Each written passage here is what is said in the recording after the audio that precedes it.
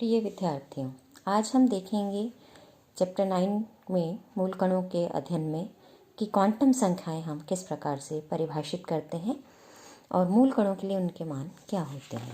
तो सबसे पहले क्वांटम संख्या जो आप पढ़ भी चुके हैं वो है कक्षीय क्वांटम संख्या।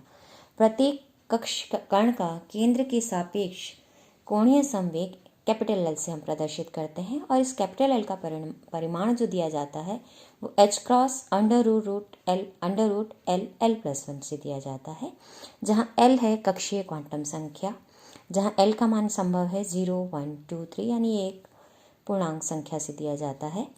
अब दूसरी क्वांटम संख्या जो हम डिफाइन करते हैं वो कहलाती है चुंबकीय क्वांटम संख्या, मैग्नेटिक क्वांटम नंबर, जिसे हम ml से प्रदर्शित करते हैं। तो बाह्य चुंबकीय क्षेत्र की उपस्थिति में किसी विशिष्ट दिशा में जो L के संभावित घटक हैं वो ml से प्रदर्शित किए जाते हैं।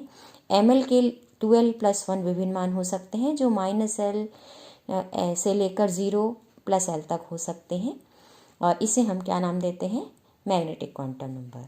अब है स्पिन क्वांटम नंबर, चक्रण क्वांटम संख्या। अब चक्रण क्वांटम संख्या को हम किस तरह चक्रण को हम किस तरह से निरूपित करते हैं कि s का मान होगा s + 1 × h क्रॉस।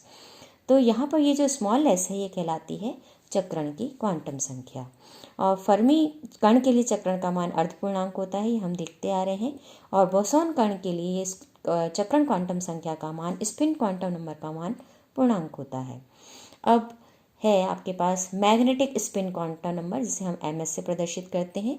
ये चक्रण क्वांटम संख्या का किसी स्वैच्छिक दिशा में घटक होता है और इसका मान s = हाफ से अगर हाफ है तो हम इसको प्रदर्शित करते हैं ms को +½ -½ यानी कि दो कंपोनेंट हो सकते हैं।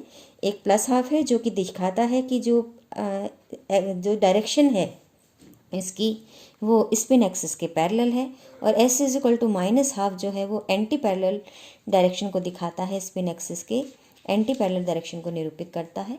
और इस क्वांटम संख्या को हम किससे निरूपित करते हैं, ms से, यानी इसके दो मान हैं, एक +½ और दूसरा -½ अब दो प्रकार के हमने कोणीय संवेग देखे हैं, एक कक्षीय कोणीय संवेग और दूसरा चक्रण का कोणीय संवेग। तो इन दोनों का जो समाहित रूप है, इन दोनों का जो योग है कक्षीय कोणीय संवेग और चक्रीय कोणीय संवेग का किसी कण के लिए, वो कहलाता है उसका कुल कोणीय संवेग। और कुल कोणीय संवेग को भी जिस तरह से हमने L को प्रदर्शित किया √LL + 1 h क्रॉस से, S को प्रदर्शित किया √h क्रॉस √s + 1 से, इसी तरह हम J को प्रदर्शित करते हैं, J के परिमाण को बताते हैं h क्रॉस √j + 1 से, जहाँ स्मॉल j का मान क्या होगा, L ± s के बराबर होगा, क्योंकि डिपेंड्स की जो s की दिशा है वो स्पिन एक्सिस के पैरेलल है या स्पिन एक्सिस के एंटी पैरेलल है। अब एक और हमने चैप्टर 1 में चक्रण क्वांटम ये आइसोस्पिन को भी हमने डिफाइन किया था। तो हमने ये उस समय देखा था कि प्रबल जो अनन्य क्रिया कण करते हैं उनके द्रव्यमान और नेच कण लगभग सब समान हैं। जैसे हमने प्रोटॉन और न्यूट्रॉनों के लिए देखा था कि उनके द्रव्यमान और नेच कण कैसे हैं, समान हैं, लेकिन फिर भी वो न्यूक्लियॉन की दो अवस्थाओं की तरह व्यवहार करते हैं और इन अवस्थाओं में केवल आवेश की भिन्नता होती है। और इनके इस व्यवहार को किससे प्रदर्शित किया जाता है, आइसोस्पिन से। और आइसोस्पिन को हम किससे दिखाते हैं, T से, और उसका किसी विशिष्ट दिशा के अनुदिश, जैसे कि हम z एक्सिस मान लें तो उसके अनुदिश जो घटक है वो T3 से दर्शाया जाता है। अब इसलिए प्रोटॉन और न्यूट्रॉन को हम क्या मानते हैं कि ये एक ही कण के क्या हैं, डबलेट हैं। इसी तरह कायोन को भी K+ और K0 और K- और K0 बार को भी हम क्या मानते हैं कि ये एक ही कण की दो अवस्थाओं के लिए डबलेट माना जा सकता है। इसी तरह काई हाइपरॉन जो है वो भी एक दूसरे का क्या माना जा सकता है, डबलेट के रूप में हम इसको एक दूसरे का डिक मान सकते हैं। इसी तरह पायोन के जो 3 कंपोनेंट हैं, π0, π+, π-, इसको हम कणों की एक ही अवस्था के लिए क्या मान सकते हैं, ट्रिपलेट मान सकते हैं। इसी तरह जो आपके पास σ+, σ0, σ-, ये कहला सकता है, ये भी एक ट्रिपल मल्टीप्लेट कहलाता है, त्रिकबाहुक कहलाता है। और लेकिन ये जो है λ0 है, η0 है, ω- है, क्योंकि इनके प्रतिकण ये खुद होते हैं, इसलिए ये किस रूप में निरूपित किए जाते हैं, सिंगलेट के रूप में निरूपित किए जाते हैं। तो एक तरह से एक ही कण की जो संभव अवस्थाएं हैं उसको हम एक मल्टीप्लेट के रूप में प्रदर्शित कर रहे हैं। तो इसका मतलब जो T3 के जो संभव मान है वो कितने होते हैं, 2T + 1 होते हैं, ये हमने देखा है। उसी तरह जैसे कि आपके पास प्रत्येक इसके संगत, जैसे अभी शुरू में हमने जो क्वांटम संख्याएं अध्ययन की थी तो हमने ये देखा था कि प्रत्येक ml के 2l + 1 मान हो सकते हैं। प्रत्येक चुंबकीय क्वांटम संख्या के कक्षीय क्वांटम संख्या में निरूपण अगर हम करें तो 2l + 1 मान होते हैं। उसी तरह T3 के जो संभव मान है वो 2T + 1 होते हैं और इसे हम मल्टीप्लिसिटी कहते हैं। सिंगलेट के लिए T 0 होता है, T3 का मान भी 0 होता है। डबलेट के लिए T = ½ होता है और T3 का मान +½ या -½ हो सकता है। इसलिए प्रोटॉन के लिए जो हम लेते हैं वो हम मान लेते हैं, प्रोटॉन के लिए हमारे लिए T3 का मान +½ होता है, न्यूट्रॉन के लिए -½ होता है। और जो ट्रिपलेट के लिए अगर हम बात करते हैं तो T का मान हम 1 लेते हैं, तो T3 के संभव मान जो जिसको हम कहते हैं कि 2T + 1 मान हो सकते हैं तो वो होते हैं 1, 0 और -1। जैसे पायोन के लिए अगर मैं कहूँ, क्योंकि वो एक ट्रिपलेट है, तो T3 का मान क्या है, 1 है, और इसलिए पाई प्लस के लिए T3 + 1 माना जाता है, पाई 0 के लिए T3 0 माना जाता है और पाई माइनस के लिए T3 = -1 लिया जाता है। और अगर यदि आपके पास किसी संभारित प्रचक्रण बहुकणों का यदि औसत आवेश Q बार लें तो उसका जो थर्ड कंपोनेंट है वो T3 का मान Q - Q बार से लिखा जाता है। एक बात हमें ध्यान रखनी है कि जो आइसोस्पिन की धारणा है वो केवल प्रबल अन्योन्य क्रिया करने वाले कणों पर लागू होती है, दुर्बल अन्योन्य क्रिया करने वाले इलेक्ट्रॉन कणों पर ये लागू नहीं होती है। अब अगली जो क्वांटम संख्या है वो मेरे पास है विचित्र क्वांटम संख्या। अब इसका नाम विचित्र कैसे पड़ा, इसको हम पहले समझते हैं। तो कॉस्मिक किरणों के अध्ययन में हमने ये पाया कि जो पाई माइनस है वो पी से क्रिया करके क्या बनाता है, λ0 बनाता है। और ये कैसी क्रिया है, एक प्रबल अन्योन्य क्रिया है, यानी कि प्रबल अन्योन्य क्रिया द्वारा इसका उत्पादन हो रहा है। लेकिन जब इसका क्षय होता है तो ये पाई प्लस और पी बनाता है, जो कि एक कैसी अभिक्रिया है, दुर्बल अन्योन्य क्रिया है।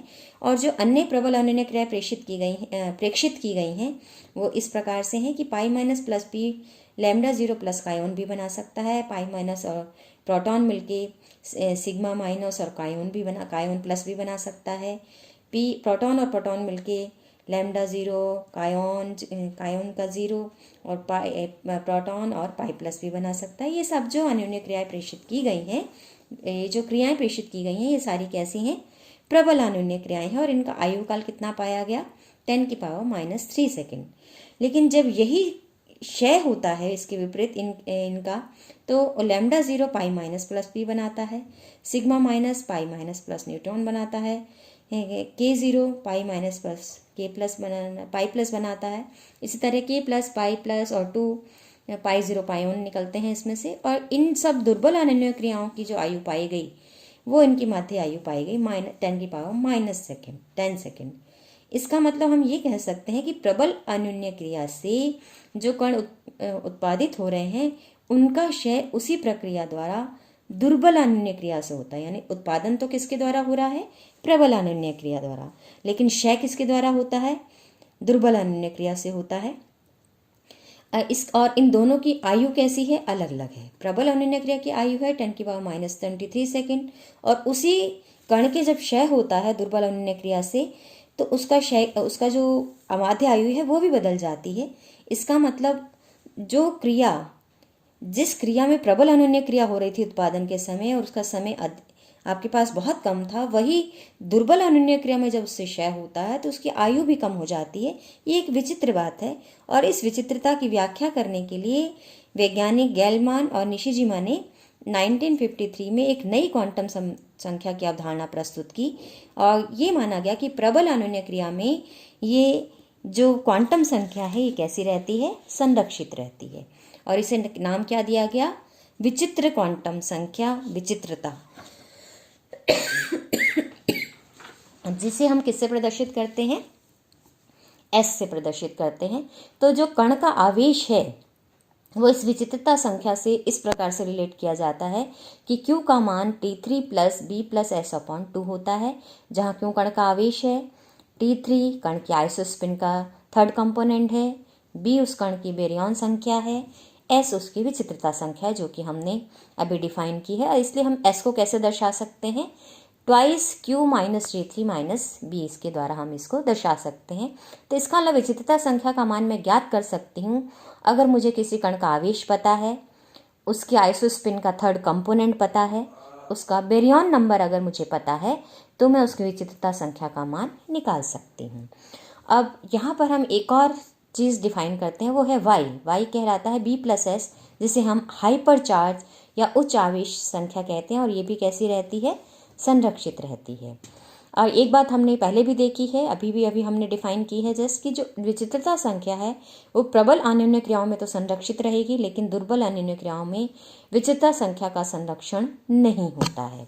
अब यहाँ पर औसत आवेश ज्ञात करने के लिए नाप के द्विक जो है मेरे पास का जो आवेश है, नाप के द्विक के आवेश के केंद्र को हम क्या मानते हैं, सेंटर मान लेते हैं। नाप के द्विक के आवेश को केंद्र बिंदु के केंद्र को संदर्भ बिंदु हम मान लेते हैं। तो हमारे पास क्या मिलता है, औसत आवेश ज्ञात करना चाहते हैं हम, तो उसके लिए हम क्या करते हैं, जो न्यूक्लियर डबलेट है उसके आवेश के केंद्र को संदर्भ बिंदु माना जाता है। तो इसलिए न्यूक्लियॉन की विचित्र क्वांटम संख्या क्या मानी जाती है, 0, क्योंकि न्यूक्लियॉन का जो द्विक था प्रोटॉन और न्यूट्रॉन, उसको हमने अगर संदर्भ मान लिया है तो उसकी खुद की क्वांटम संख्या क्या हो जाएगी, 0 हो जाएगी। और उदासीन लैम्डा और सिग्मा हाइपरॉन के लिए S-1 हो जाता है, काई हाइपरॉनों के लिए -2 और ओमेगा माइनस के लिए क्या हो जाता है, -3 के लिए बराबर इस विचित्र क्वांटम संख्या का मान मुझे मिलता है। ये आप हाइपरॉन और ओमेगा के लिए जब आपको आवेश भी पता है, आइसोस्पिन का थर्ड कंपोनेंट भी पता है, बेरियन संख्या भी पता है, तो आप इन सब के लिए विचित्र क्वांटम संख्या का मान आप स्वयं भी निकाल सकते हैं। अब हम देख रहे हैं बेरियन क्वांटम संख्या क्या होती है, क्योंकि हमने ये देखा था कि आपके पास बेरियनों हेड्रॉन्स को 2 कणों में बांटा गया था। उसमें एक कण कौन से थे, बेरियन, और दूसरे कण कौन से थे, मेसॉन। तो बेरियन और हाइपरॉनों के लिए हाइड्रॉन्स जो कि हैं, लेकिन एक बात ध्यान रखना है कि इन हेड्रॉन्स के लिए आपके पास क्या मान होता है, बी का मान क्या होता है, 1 होता है। और इनके एंटी पार्टिकल्स के लिए बेरियन संख्या का मान 1-1 है। और अन्य कण जो भी हैं उनके लिए लेप्टॉन कण जिसको हम कहते हैं, उसके लिए बेरियन संख्या का मान क्या होता है, 0 होता है। यानी कि आपके पास proton, neutron, lambda, sigma plus, sigma minus, sigma 0, xi minus, omega minus के लिए सबके लिए क्या होता है, बी का मान क्या होता है, 1 होता है। और इनके प्रतिकणों के लिए बी का मान -1 हो जाता है। लेकिन मेसॉन जो हेड्रॉन्स की ही दूसरी श्रेणी है, इसमें बी का मान क्या होता है, 0, जैसे पाई प्लस, पाई माइनस, पाई 0, ईटा 0, के प्लस, के माइनस, के 0। तो कायोनों, पाई मेसॉनों और ईटा के लिए ये भी हालांकि हेड्रॉन्स ही हैं, लेकिन इनके लिए बी का मान क्या है, 0, यानी बेरियन कणों के लिए बी का मान 1 है, उनके प्रतिकणों के लिए -1 है, और जो बेरियन कण नहीं है उनके लिए मान क्या है, 0 है। अब हम लेप्टॉन क्वांटम संख्या इसी तरह डिफाइन करते हैं। तो जो कण लेप्टॉन्स हैं उनके लिए एल का मान 1 होगा, उनके प्रतिकणों के लिए लेप्टॉन संख्या का मान -1 होगा, और अन्य सभी कणें जो कि लेप्टॉन नहीं हैं उनके लिए मान क्या आएगा, इस क्वांटम संख्या का 0।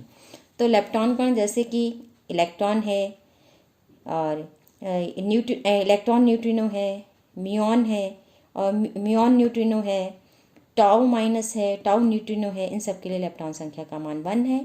और इनके प्रतिकण इलेक्ट्रॉन के लिए पॉजिट्रॉन, और इलेक्ट्रॉन न्यूट्रिनो का electron anti neutrino, muon minus का म्यूऑन प्लस, म्यूऑन न्यूट्रिनो के लिए muon anti neutrino, tau minus का टाउ प्लस, और टाउ न्यूट्रिनो के लिए टाउ एंटी न्यूट्रिनो, इन सब के लिए मान क्या है, एल के मान -1 है, और अन्य सभी कणों के लिए 0 है।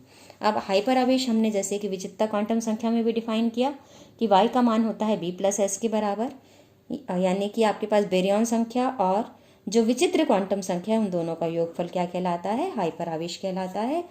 तो हाइपर चार्ज के लिए, हाइपर चार्ज न्यूक्लियनों के लिए क्या होगा, 1+0, क्योंकि उनकी बेरियन संख्या 1 होती है और उनका विचित्रता संख्या 0 होती है, इसलिए न्यूक्लियनों के लिए हाइपर चार्ज का मान 1 है। तो आवेश का जो Q का मान है बेरियन संख्या विचित्रता संख्या के रूप में भी हम लिख सकते हैं, जैसे कि हमने अभी पहले भी लिखा है कि Q का मान मैं लिख सकती हूँ E, क्योंकि आवेश को संबद्ध कर रही हूँ E से, तो E½ B+S+T3, और B+S को हम क्या मान रहे हैं, Y, तो इसको मैं लिख सकते हूँ E1/2 Y+T3, यानी Y हाइपर चार्ज का मान क्या हो जाएगा, 2 ब्रैकेट में Q/E माइनस T3 के बराबर हो जाएगा। अब यहाँ पर हम ये पाते हैं कि जो पाई मेसॉन्स हैं उनके लिए y का मान 0 होता है, के मेसॉन्स के लिए y का मान +1 आता है, के मेसॉन के जो प्रतिकण हैं उनका मान y के लिए y का मान -1 आता है, प्रोटॉन के लिए y का मान +1, न्यूट्रॉन के लिए भी +1, सिग्मा और हाइप्रॉन यानी जो बेरियन है उनके लिए y का मान 0, और जो लैम्डा आपके पास हाइप्रॉन है उसके लिए मान y का 0, काई हाइप्रॉनों के लिए y -1 और ओमेगा माइनस के लिए y का मान -2 मुझे मिलता है। तो इस प्रकार से हम विभिन्न क्वांटम संख्याओं को डिफाइन करते हैं। अगली बार हम देखेंगे इनके किस प्रकार से मूल क्रियाओं की अभिक्रियाओं में संरक्षण नियम लागू होते हैं। धन्यवाद।